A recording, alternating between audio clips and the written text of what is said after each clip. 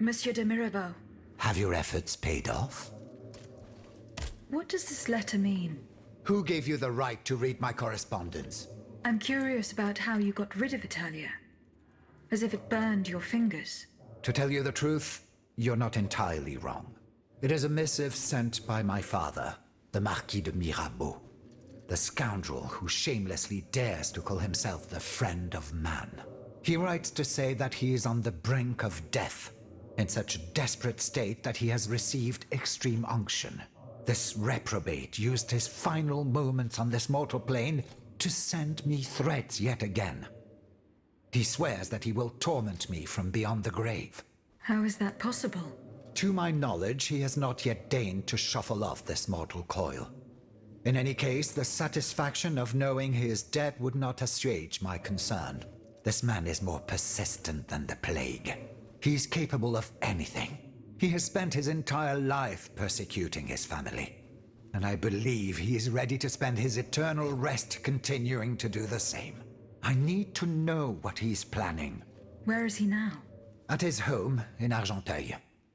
Given the circumstances, going to ask him for an explanation is out of the question. But the man who heard his final confession is here. Monseigneur de la Fare. Precisely. Only this confounded shaveling refuses to tell me a word of what the old dragon confided to him.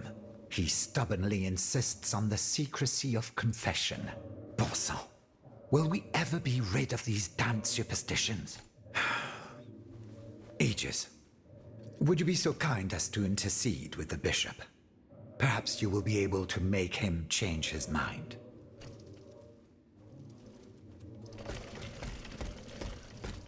Aegis, a word, s'il vous plaît. My respects, Monseigneur. I didn't expect to see you again so soon, Aegis. We missed you when we had to leave our shelter at Place Saint-Méry. The path that led us to this convent was not an easy one, believe me. Monseigneur, I would like to talk to you about your recent meeting with the Marquis de Mirabeau. What has gotten into all of you? This has gone on long enough. I will say it one last time and pray that they will finally leave me alone.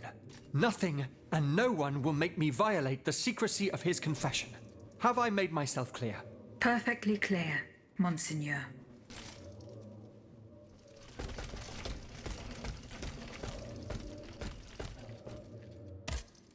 Citoyen Mirabeau. Alas, the bishop stubbornly refused to reveal anything. Damn it. I need to know what my rogue of a father is up to. Let me think. In light of the cartload of threats he sent me, it's safe to wager that my sister and mother received similar letters. They may even have already suffered his revenge. However, my sister lives in Grasse in the south of France. Unless a messenger rode 100 horses to death, she could not have received this letter. Then there is my poor mother. If you ask me, I will go to find her. Yes, it's very kind of you to offer. But I couldn't even tell you where she is staying. Your own mother? Indeed. It's a very embarrassing matter. A secret, which I beg you not to divulge. I can be discreet. Rest assured. Very well. You should know that my mother, the Countess of Covey, has lost everything. Truly. First her fortune, then her faculties. No matter what I tried, nothing could prevent her decline. It is said that she is now living on charity, in the most abject poverty in the slums of the Marais. If perchance your past takes you to this dreadful place, and if she still remembers who she is, perhaps you may meet her. Aegis, wait just a moment, je vous prie.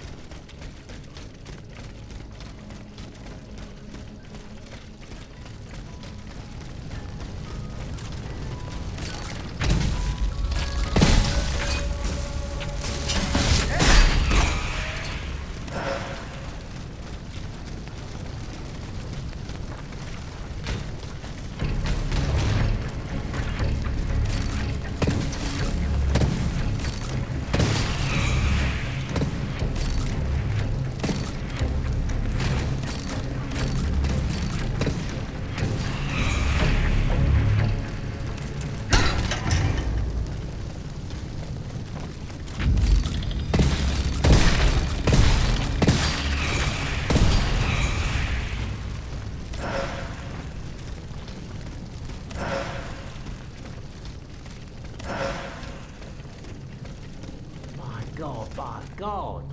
We're not gonna just leave her there. She'll be eaten by rats. What would you have us do? Are you willing to risk your life just to go bury her? Absolutely not. But still, what a sorry sight. A day has passed and I can still hear her cries. It was blood-curdling. Who could be so cowardly as to attack a half-crazed woman? Oh, I'd wager that it was a stranger I saw hanging around here for 2 days. Oh yeah, I remember. A sort of strong man with a pock-marked face, wasn't he? A frightening face, really. He was asking about the Countess. And he was insistent, the brute. But I knew how to hold my tongue. You know me. But the cutthroat must have succeeded in the end. God knows how he tricked the Countess into letting him in. That's true. Our Countess was a highly suspicious woman.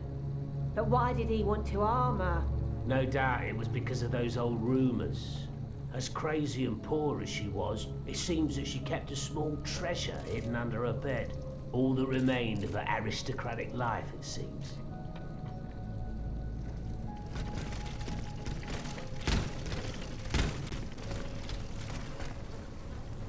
The Comtesse de Corvée. The poor thing. This is not the work of an automat, but of a common thug, no doubt. Now I must bring the terrible news to Monsieur de Mirabeau.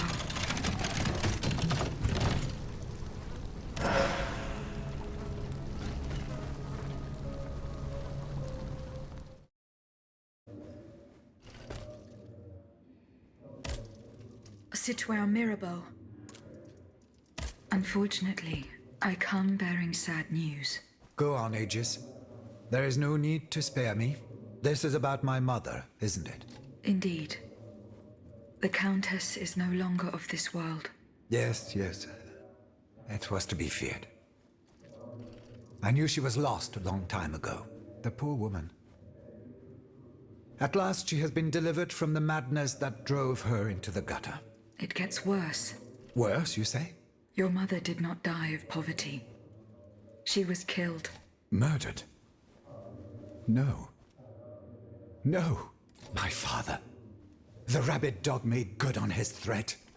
May he roast in the fires of hell for all eternity. As for you, Bishop, do you finally understand the man's true nature? How much longer will you protect this demon? I share your grief, Monsieur de Mirabeau, but the secrets of... Enough! You sanctimonious bigot! Is it not enough for you to serve the people absurd fables that condemn them to ignorance? Must you also submit to the whims of a malicious old brute? The scourge of his own family? Speak! Speak now, or so help me, I will send you to meet your maker. Please, Monsieur, let us not get carried away. Out of respect for your grief, and given the extraordinary circumstances, I consent to enlighten you. I am listening, Monseigneur. I admit that your father is an unusual person, inhabited by an anger whose source is undetermined. He blamed you, your sister, and your poor mother for all of his misfortunes. I stayed by his bedside an entire night. I preached about mercy and the example of our Lord Jesus Christ. Ha! That must have gone over well. Do not mock me, Monsieur de Mirabeau. At dawn, I finally got Monsieur le Marquis to see the error of his ways. Before God, he extended forgiveness to all those he had previously condemned. However, he did not give up his plans for revenge. The fate reserved for my mother is proof of this. In fact, Monsieur, he did. He even gave me a leather wallet containing, in his words, the instrument of your punishment. He asked me to dispose of it. Unfortunately, your mother's fate was already sealed. Orders had been given. There was nothing more that could be done. The poor soul. He was in tears, his body racked with sobs. My heart breaks to hear it. What was in the wallet? I don't know, Monsieur. I did not open it. In that case, I ask you to give it to me now. I cannot, Monsieur. When I was captured, the wallet fell into the hands of the Comte de Cagliostro. Nom de nom, Aegis. Do you realize what this means? This wallet contains my father's sentences for his children. Me, of course, but also my sister, the Marquise de Cabri. You must find it at all costs. Our fate is in your hands. Cagliostro must have put it in a safe place, somewhere known only to him. You know, as it happens, I've been spotting him recently from my apartments. He's been constantly coming and going around Rue Saint-Honoré, in the Quartier de Saint-Eustache. You should have a nose around and see what pops up.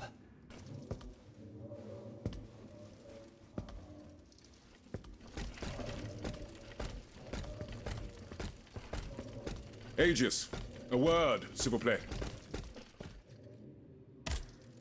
Aegis, I'd like to talk to you about my research. Do you have a few moments to spare for me? Certainly, mon père. I am listening. I've carefully collected the testimony of our companions here. Then I compared them with the observations made during my investigation of the man who calls himself Cagliostro. I came to quite the shocking conclusion. I believe I have discovered how the royal automats remain constantly in motion, like clocks that never need winding. They get their energy from the souls of the dead, Aegis. They drink from the anima essence that permeates the purgatory described by Monseigneur de la Fare. These machines feed on the dead. The greater the massacre, the deeper the river where they slake their thirst. Is there any way to stop the bloodshed, mon père? I believe there is always hope, Aegis. As long as I remain free to pursue my research, I will never lose faith. I keep thinking about the three Nemes. These echoes. All of this is clearly related to Nicholas Flamel's work. The alchemist? Precisely, mon ami. And this leads me to fear the worst. What have we to fear from an alchemist who died nearly 4 centuries ago? Not him, per se. Rather, the heretic who is exploiting his discoveries. This poses a grave danger to us all. What do you fear, mon père? What do I fear? Nearly 2 months ago, the king forbade anyone from setting foot inside the Église Saint-Jacques de la Boucherie, near the Hôtel de Ville. He had the priests forcibly removed. They hardly even had time to save the church's sacred relics. Since then, only our Father in Heaven knows what they've been doing there, hidden away from the people of Paris. Mon Dieu. Flamel's tomb. My thoughts exactly, Monseigneur. Legend has it that Flamel was buried with his Lapis Philosophorum. What is the Lapis Philosophorum, mon père? The Philosopher's Stone. Where do I begin? No one knows its true nature, or even what it might look like. All that is known is that it is said to grant untold riches and eternal life to whoever possesses it. Its very existence is questioned, of course. But if it's true, just imagine what sinister purpose the king and his accomplices might find for it. We must elucidate this matter at any cost. Where is this tomb? In the church's crypt. The priests always ensured that it remained undisturbed, despite the mystery surrounding it. But now they're no longer there to protect it. We need to know for certain. But how? There are automats everywhere. Aegis, Oui, mon père. will you help us get to the bottom of this? Did you not say that it was impossible to enter the church? There is perhaps a solution. The penitent's door behind the Châtelet leads to the Quartier de l'Hôtel de Ville. It's only opened on Good Friday, but this year, I had the honor and good fortune to lead the procession. Here is the key. Goodbye, Abbot. And may liberty triumph. Aegis, wait just a moment, je vous prie.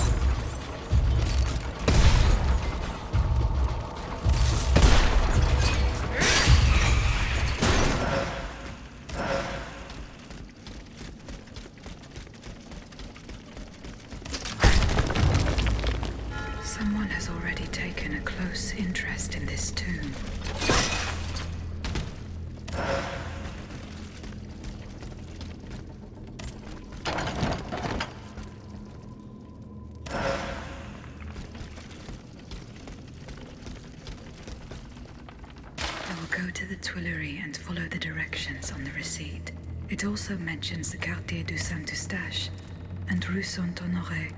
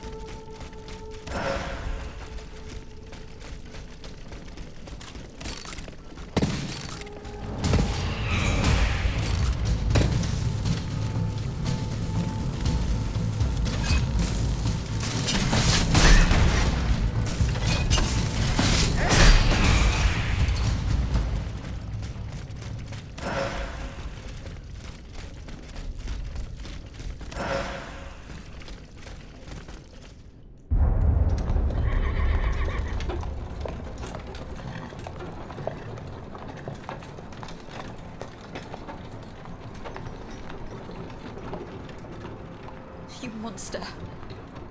What do you want with me? Wasn't it enough for you to steal my dancer? I'm merely obeying the king, mademoiselle.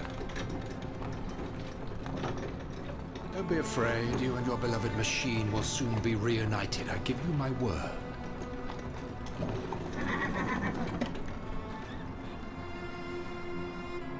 Voila, here we are. Do you see that window? That's where she's waiting for you.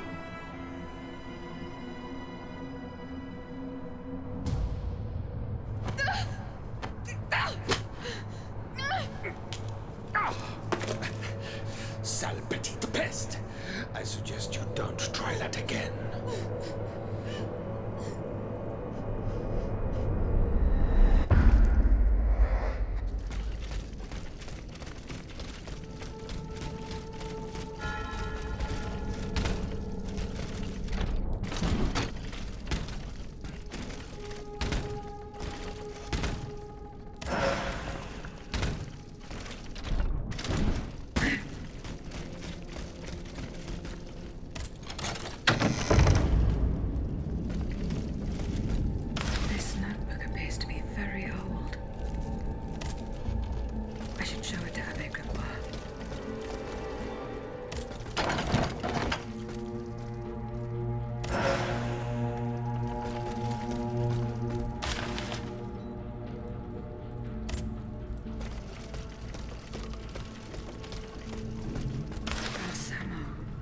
that is the name that the Comte de Cagliostro uses to conduct his business discreetly.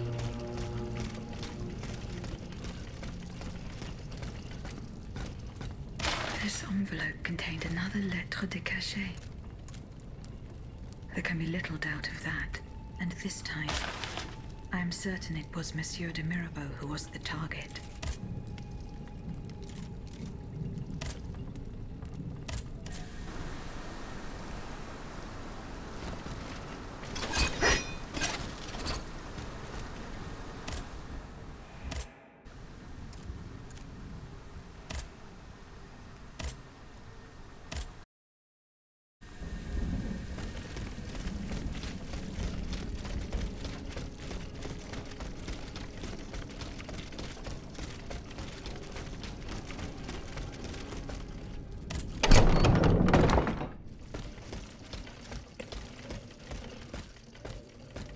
Aegis, a word, s'il vous plaît.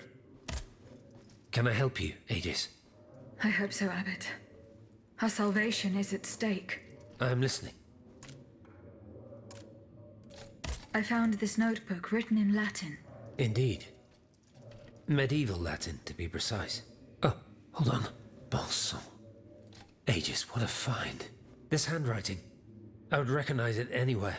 It's in Nicholas Flamel's own hand. Give me some time to study this, and I'll tell you what I'm able to glean from it. Have you finished reading the notebook, mon père? Yes, Aegis, and what I learned from it puzzles me. In this diary, Flamel tells of 3 journeys. 3 journeys into what he calls the in-between. A strange world filled with wandering souls. Tormented spirits that are unable to ascend to heaven. This world. It's where Cagliostro's victims were trapped until I freed them. En effet, I believe you're right. But that's not all. Flamel planned to return there a 4th time. He wrote this in the final paragraph, in his handwriting, dated 21st of March 1418. That was the day before he died, Aegis. What if his body died while his soul was traveling through limbo? What if he were trapped, a prisoner in this purgatory? Aegis, because of your unique nature, we have an incredible opportunity. What do you mean, mon père? If the soul that animates you has been bound to the automaton that serves as its vessel, then it can be separated from it too. And if this were the case, the soul would travel to purgatory, where Cagliostro entraps the souls of his victims. Hold on. Are you trying to convince me to go and find Nicholas Flamel? I'm offering you a chance to speak to the man who discovered the Philosopher's Stone. Surely you won't pass it up. Assuming I agree to venture into purgatory, do I even have a chance of finding him there? Certainly. According to this journal, the soul flies to the zenith of the place where it left the body of the deceased. Or that of the pilgrim, in this case. If Flamel's soul is trapped in purgatory, as we've guessed, you'll need to go to the house where he drew his dying breath. Is it still standing? Of course. It's on Rue de Montmorency, in the quartier de l'Hôtel de Ville. You can get there via the cemetery of the Église Saint-Jacques. And how do you plan to free my spirit from this automat? We would simply need to break the bond between them. To do this, we would need to stop your machinery. For a short time, of course. We don't want to lose you, ma chère. As for the rest, it will be a question of mechanics, chemistry, or electric currents, or something or other. Therein lies the problem. This is far beyond my comprehension. But it is fascinating, isn't it? Perhaps Monsieur Bailly and Monsieur Lavoisier could shed some light on the matter. Goodbye, Abbot.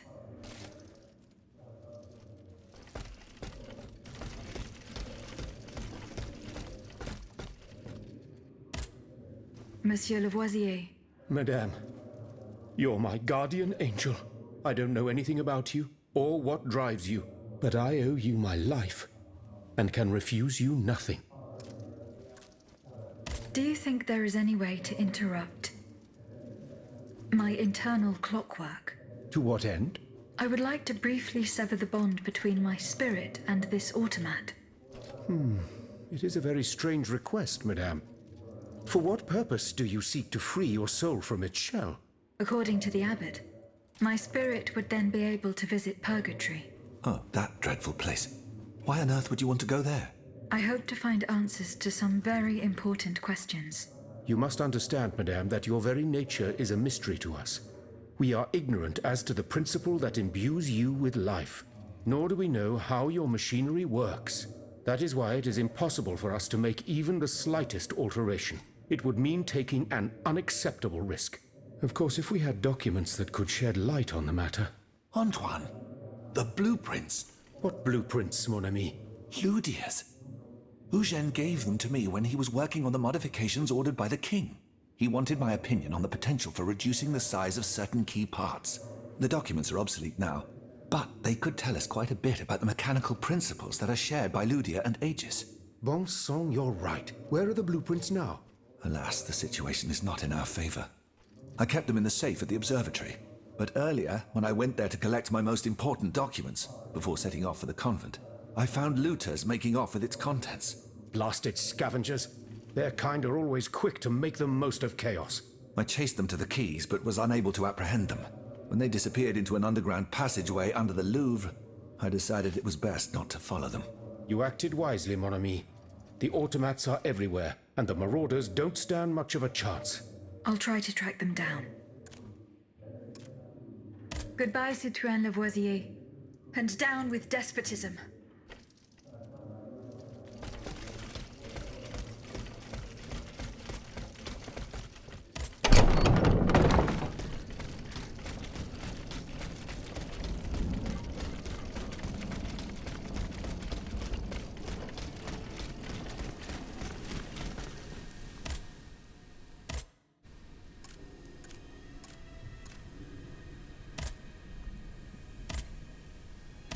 Balsamo. So that is the name that the Comte de Cagliostro uses to conduct his business discreetly.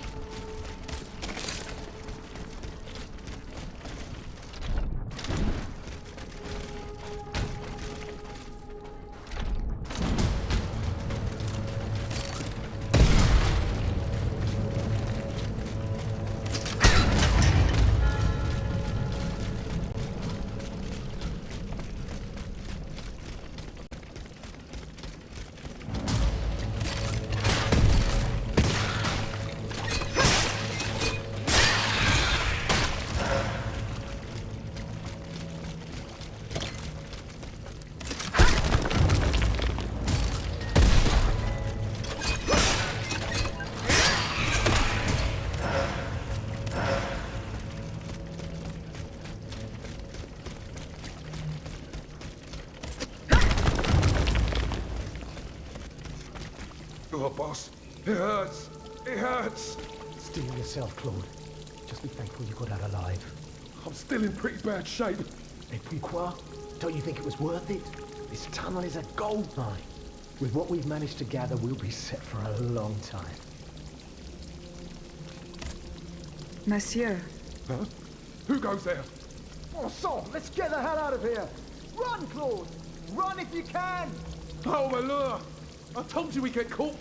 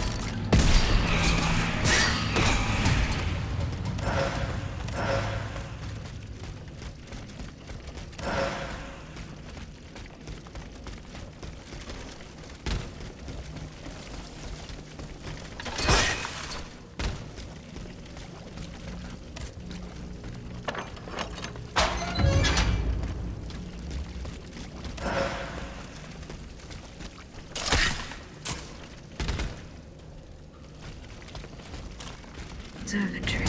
Poor souls. They didn't stand a chance.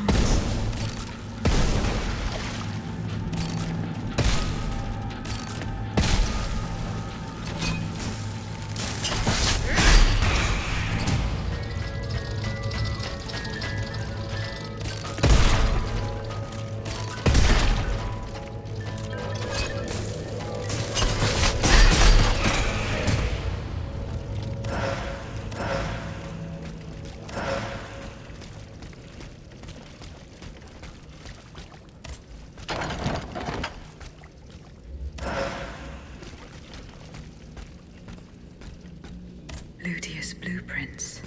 Fortunately, they are in perfect condition. Monsieur Bailly will be delighted.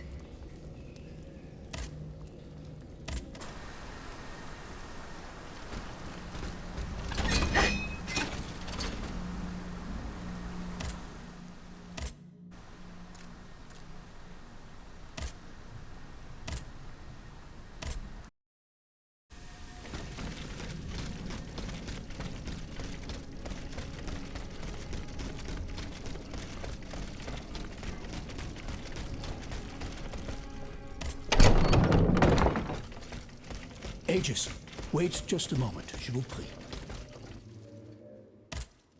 Monsieur Bailly. Ah, mademoiselle. I am very pleased to find you here with us within the shelter of these walls. Here are the blueprints you asked for. Good heavens. You found them. Your thieves were not able to profit much from their theft. They met with an unfortunate end. Oh, the poor souls. Their crimes did not deserve such a permanent ending. Certainly, certainly.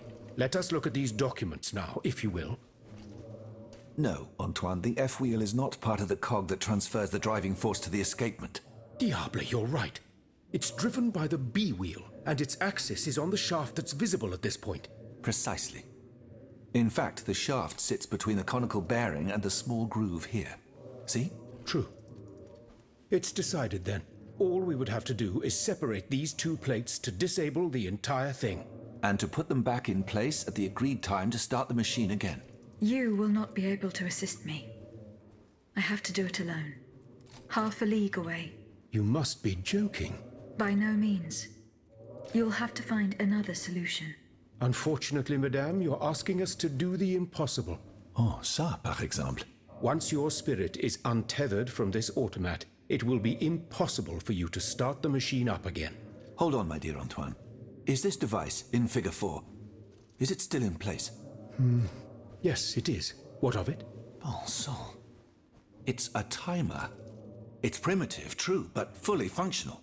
The dial has marks from 1 to 15. Probably minutes. It was to allow Eugène to plan the duration of Ludia's dances in advance. Oh, I see. And by reversing the position of this peg in the center, we could instead turn it into a period of inactivity. Nous y sommes, mon ami. Fantastic. Will Aegis be able to operate this device herself? We'll make it easier for her. All you have to do is put a bolt there that she can remove when the time is right. Yes, a small iron rod will suffice. We won't have any trouble finding something that will do. When the timer dial reaches 0, the automat will come back to life. However, given the dial's fragility, we will probably get only one chance to try this. Are you sure that the bond between my soul and this machine will be re-established? Ma foi, I admit that we can't be sure of this. What do you say, mon père? Don't be afraid, Aegis. Unless I've been wrong from the beginning, your soul will seek refuge in the only body it has available to it in this world. Well then, shall we start the preparations? Let's begin. My fate is in your hands, monsieur. Voila. Everything is in place. When it's time, just pull on this metal loop to start the timer. Remember, you will have 15 minutes and no more before your spirit returns to your body. We wish you good luck, madame. Remember, to get to Rue de Montmorency, you're best going through the cemetery behind the Église Saint-Jacques in the Quartier de l'Hôtel de Ville. Here is the key to the gate. Our prayers are with you, my child.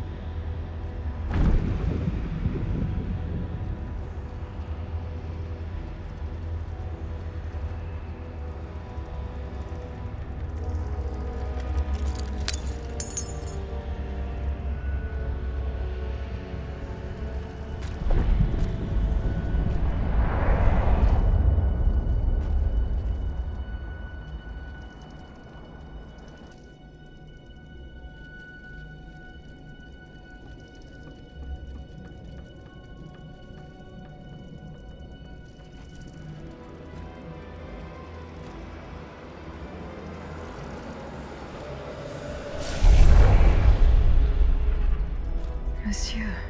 Zounds! Praise be to the Holy Mother of our Lord, at last thou speakest!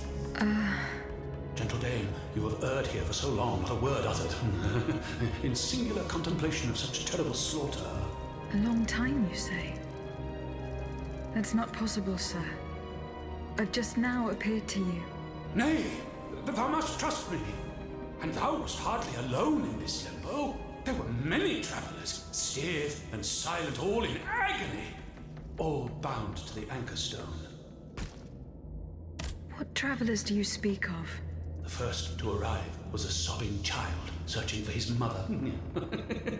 After him, many a damned soul carrying their own heads in hand. Then those whose thoughts passed through me. A minister of God tormented by doubt. Hold on. A minister of God? Monsignor de la Fare? A scholar with soul star-filled, and a learned master of alchemy. Monsieur Bailly and Monsieur Lavoisier. A usurer who shed so many tears for his lady. Monsieur Necker, mourning his wife. All bound to the anchor stone. Wretched souls, their ascension to the heavens repelled. The anchor stone, monsieur? Lapis philosophorum. The philosopher's stone. Aye! Vile knave who took it for his own lately. No count is he but that of trespass and perfidy. Cagliostro. Well met. The rope for this varlet and I shall be avenged. The anchor stone keeps the travelers in this limbo and makes them masters of the Iron Titans. From the defunct springs the fire that burns inside these demons. Lanterns of the dead. Witchcraft of the blackest sort. The terrible slaughter. You say I was just observing the massacres? Aye. Vile, innumerable crimes. The devil's own accursed titans and their restless horde. They drinketh from the lake where the souls of the dead sleep. Men and women offered in sacrifice to feed the pyre. Then the terrible maw was opened, and in flowed legion of the dead. Ne'er hast I seen such and so many here during all my stay. Oh! The stone is verily mine dark confine. Lonely, so lonely, that mine vessel is no more, and my soul still cloistered in this place. Alack, I do despair of ever ascending to heaven. Gentle dame, I prithee do shatter mine stone. You want me to break the stone that contains your soul? Is that what you're asking me to do? Aye, my God, I beg thee. Do you know where this stone is? You've been buried for more than 3 centuries, monsieur. The precious jewel, sublime treasure, was inscribed in my legacy, my testament. On my tomb engraved, gentle dame, on the tomb!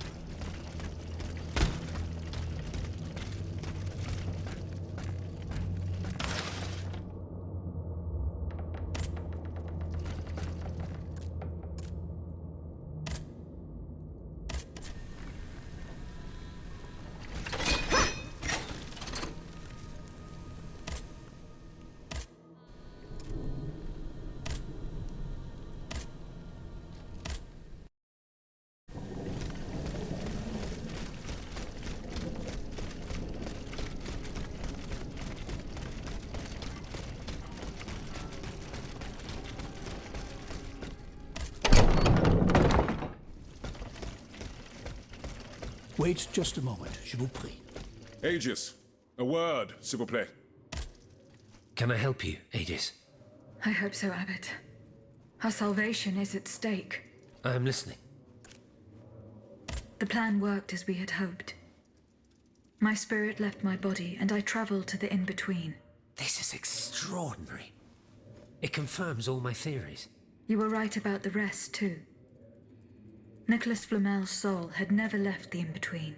Mon Dieu, 4 centuries. What a fearsome fate. Were you able to speak with this unfortunate soul? Yes, mon père. He claimed that I had been in purgatory for a long time, but had never spoken until then. Please, go on. He said he had met other visitors. Based on his descriptions, he was speaking of Monseigneur de la Fare, Minister Necker, Monsieur Bailly and Monsieur Lavoisier. They all seemed unaware of his presence. All bound to the anchor stone.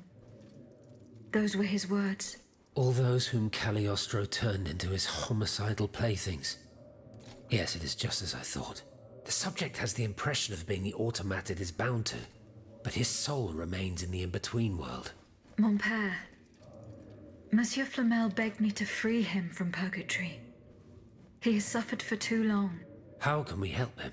If he is to be believed, we would simply have to break his stone. Of course, the Philosopher's Stone. The anchor stone that keeps him in the in-between. But where could it be after all this time? Look at this, mon père. These are Philosopher's Stones made by Cagliostro's hand. Do they look familiar?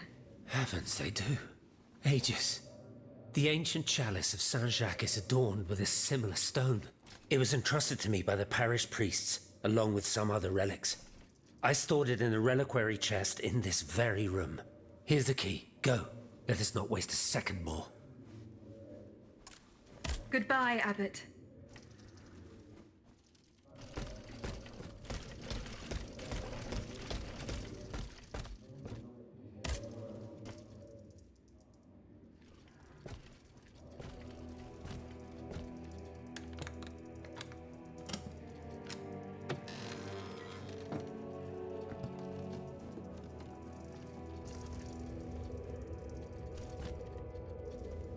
Here it is. 4 centuries, Aegis. 4 centuries. No mind can begin to comprehend what this poor man has suffered. Is this the fate that awaits us?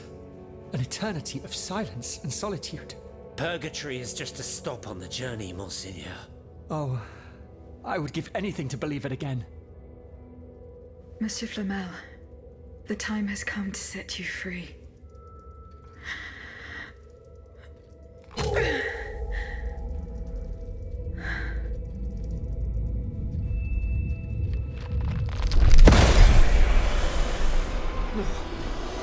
Seigneur, Dieu nous garde.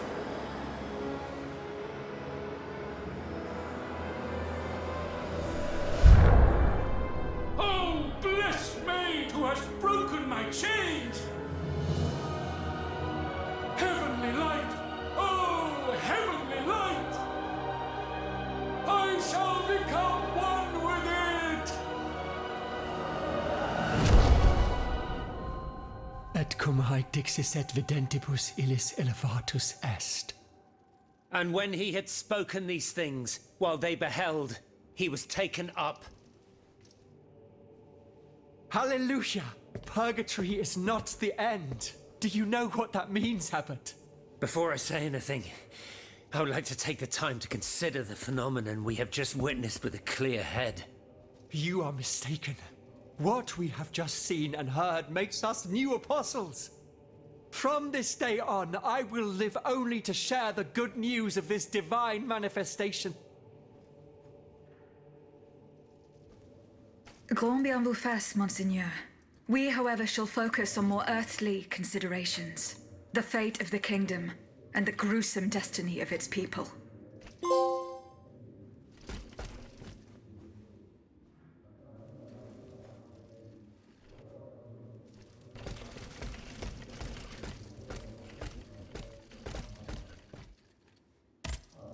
Citoyen Mirabeau. I found the wallet that the Comte de Cagliostro took from Monseigneur de la Fare. Ah, how fortunate. What does it contain? 2 envelopes addressed to the Lieutenant General de Police. One of them had this letter in it. It concerns your sister, the Marquise de Capri. Let's see. A lettre de cachet signed by my father. He gave orders to have my sister locked up in a convent. His unique variety of fatherly love is unmistakable. What was in the second envelope? It is empty. Empty? Mon Dieu. You don't have to be a genius to guess that it contained a similar document, this time concerning myself. If the envelope was empty, it means that this letter has already been delivered to its recipient. By Cagliostro, no doubt. The monster must have felt a perverse sense of joy as he devoured its contents. Aegis, you must retrieve this letter at all costs.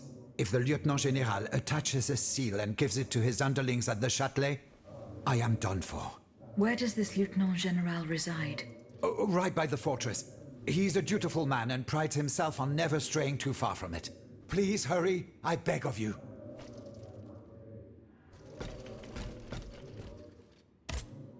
Citoyen Mirabeau. Here is the letter sent by your father to the Lieutenant General de Police. You were right. Mon Dieu. So this is what the cur had in store for me. A new lettre de cachet with a royal seal. He sentenced me to spend the rest of my days in the Château de Vincennes, to return to the cell where he had me locked up 12 years ago. Those 10 square feet where I lay at death's door for 42 months on end. 14 seasons spent with chattering teeth, coughing up a bucket full of bile and blood every day. Your own father had you thrown in jail? Alas, such is the sad truth. What crime did he hold you to be guilty of? He disapproved of the follies of the young man I was back then, and my love for a certain someone. A woman whom an unjust law kept me apart from. I was free and besotted with happiness, Aegis. And that was a crime in the eyes of my father, the Marquis. I sullied the Mirabeau name, so he felt it necessary to steal my youth and clap his wayward son in irons. What does this letter matter in the face of the mortal peril that hangs over all the king's enemies?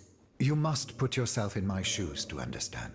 If the king wins this war, he will send all the brave men here to the scaffold, and I am certain they will climb the steps with their heads held high. But if you hadn't taken that letter, I would have suffered a far darker fate. Louis the Mad would have made it his duty to respect my father's last wishes, but I would rather die, whether a hero or a coward, than return to Vincennes. There is no worse hell on earth than that infernal dungeon. Was there no trial? One would imagine. Those damned lettres de cachet. For centuries, a powerful man, whether a king or a father, needs simply put pen to paper, and an innocent man is thrown into prison. The poor soul sees neither judge nor lawyer. In the space of an hour, he moves from the light into darkness, and his cries for help fall futilely on the cold stone of the dungeon walls. I am just one of many victims, whose ranks range from the most famous to the most lowly, from Voltaire and Diderot to the unfortunate children whose dark fates will never be known. In any case, I must now express my eternal gratitude, even though no words, no matter how eloquent, can express its depth. I owe everything to you, Aegis. You, who've broken my chains forever. Whatever happens now, I will be free to live or die for the nation. As for the Marquis de Mirabeau, that criminal whom misfortune chose as my father, let us consider him dead, shall we? Let him choke on loneliness and regret once and for all.